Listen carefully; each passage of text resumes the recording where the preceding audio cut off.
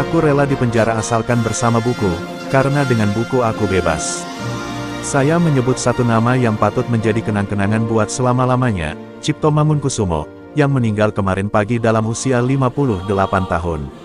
Sejarah hidupnya mudah diterangkan dengan beberapa kata saja: jujur, setia, ksatria, berjuang, berkorban, pembuangan, dan penyakitan.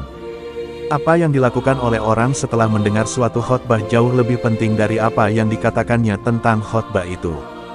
Memang benar pepatah Jerman, der Mensch ist, war es ist, artinya, sikap manusia sepadan dengan caranya ia mendapat makan.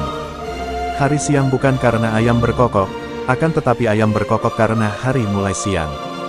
Begitu juga dengan pergerakan rakyat. Pergerakan rakyat timbul bukan karena pemimpin bersuara, tetapi pemimpin bersuara karena ada pergerakan. Indonesia merdeka bukan tujuan akhir kita.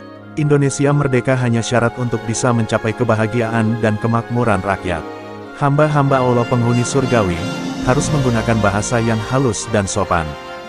Banyak orang yang bertukar haluan karena penghidupan, istimewa dalam tanah jajahan di mana semangat terlalu tertindas, tetapi pemimpin yang suci senantiasa terjauh daripada godaan iblis itu.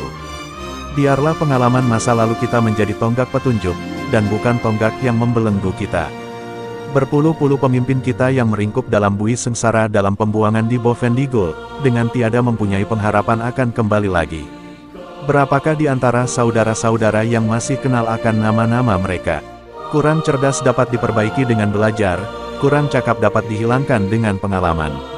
Namun, tidak jujur sulit diperbaiki. Kematian adalah yang terakhir dalam waktu, tetapi sekaligus yang awal dari kekalahan. Tak ada harta pusaka yang sama berharganya dengan kejujuran. Perjuanganku melawan penjajah lebih mudah, tidak seperti kalian nanti. Perjuangan kalian akan lebih berat karena melawan bangsa sendiri. Maka dengan tercapainya penyerahan kedaulatan, perjuangan belum selesai. Filosofi meluaskan pandangan serta mempertajam pikiran, sekaligus berguna untuk menerangkan pikiran dan penetapan hati. Malahan kita berada pada permulaan perjuangan yang jauh lebih berat dan lebih mulia, yaitu perjuangan untuk mencapai kemerdekaan daripada segala macam penindasan. Buku jadi salah satu sumber energi dan kebebasan bagi mereka yang haus akan ilmu pengetahuan. Anak muda boleh pandai beretorika, tapi juga harus sadar untuk mewujudkan kemakmuran dan kesejahteraan rakyat yang menjadi cita-cita. Agar persatuan dan kepedulian tak makin pudar, teruslah menjunjung tinggi sila ketiga Pancasila, Persatuan Indonesia. Kita boleh merdeka secara fisik, tapi kita masih perlu usaha keras buat mewujudkan manusia bermental baja guna meraih cita-cita bangsa.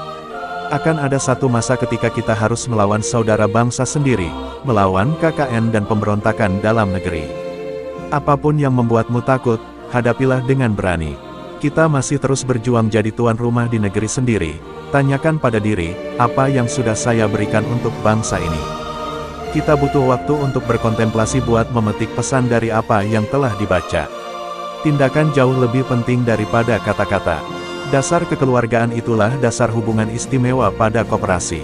Di sini tidak ada majikan dan buruh, melainkan usaha bersama di antara mereka yang sama kepentingan dan tujuannya. Membaca tanpa merenungkan adalah bagaikan makan tanpa dicerna. Untuk mencapai cita-cita yang tinggi, manusia pahlawan melepaskan nyawanya pada tiang gantungan, mati dalam pembuangan, tetapi senantiasa menyimpan dalam hatinya luka wajah tanah air yang duka. Untuk mencapai cita-cita yang tinggi, manusia pahlawan melepaskan nyawanya pada tiang gantungan, mati dalam pembuangan, tetapi senantiasa menyimpan dalam hatinya luka wajah tanah air yang duka. Koperasi juga bisa mendidik toleransi dan rasa tanggung jawab bersama. Dengan demikian, koperasi bisa mendidik dan memperkuat demokrasi sebagai cita-cita bangsa.